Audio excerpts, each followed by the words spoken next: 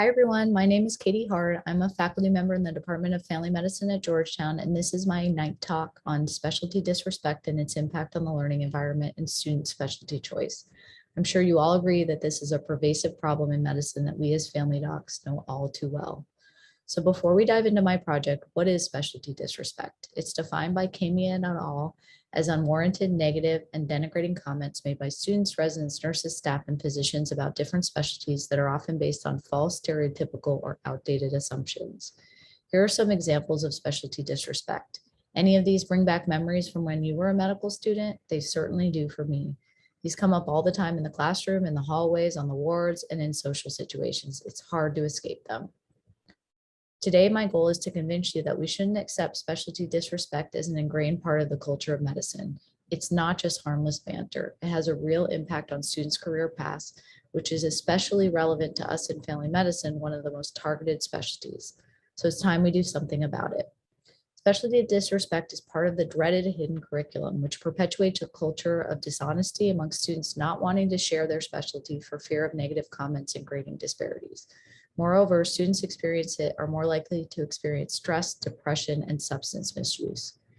It's often communicated in the form of microaggressions. Individually, these comments may seem benign, but cumulatively, they can lead to death by 1,000 cuts, a phrase coined by Daryl Wing Su to describe the negative impact of microaggressions on one's self-esteem and personal identity.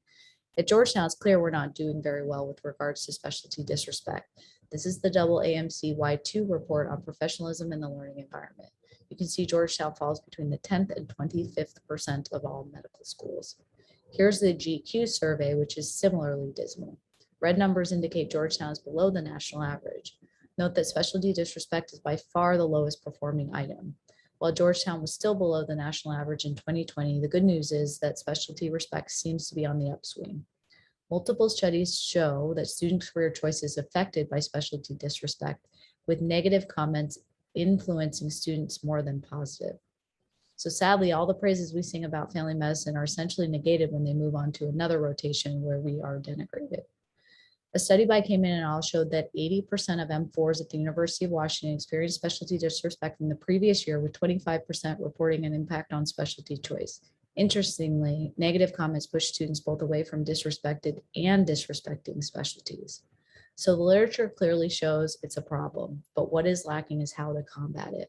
This is why our specialty disrespect task force is really interested in coming up with a multifaceted intervention to address this problem at Georgetown. Our approach began with multiple stakeholder meetings, which informed the development of a workshop that we have since presented at various School of Medicine committee meetings, grand rounds, and regional and national conferences. Our task force recruited faculty from other specialties, so this is not seen as a problem specific to family medicine. Since then, things have really picked up speed thanks to the Dean of Diversity, Equity, and Inclusion joining forces with us, and the Dean of Medical Education identifying it as a first step in a larger campaign on improving the learning environment. Here's our website where you can peruse awesome posters developed by students. The campaign officially launched last week with a specialty respect panel where various specialists highlighted how important it is we all work together to care for our patients. The next step will be rolling out physical posters in the halls of the School of Medicine and on social media.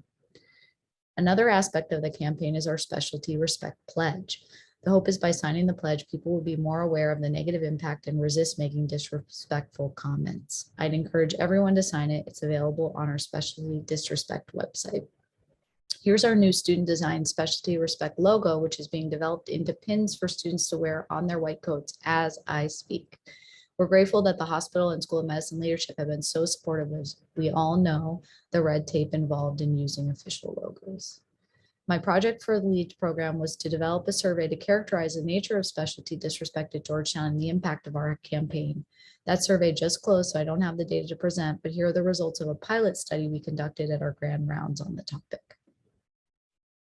When asked to rank the top 3 disrespected specialties, 96% ranked family medicine in the top 3. For those who experience specialty disrespect, the most disrespecting specialty was, interesting, also family medicine.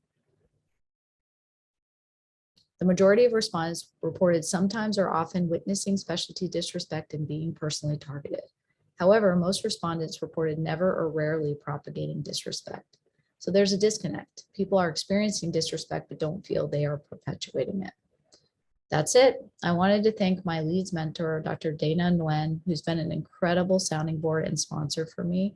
Thanks also to Myra, Jesse, and Sam for making Leads such an amazing experience for all of us. I'd love to collaborate on future work, so please reach out if you're interested. Thanks so much for listening.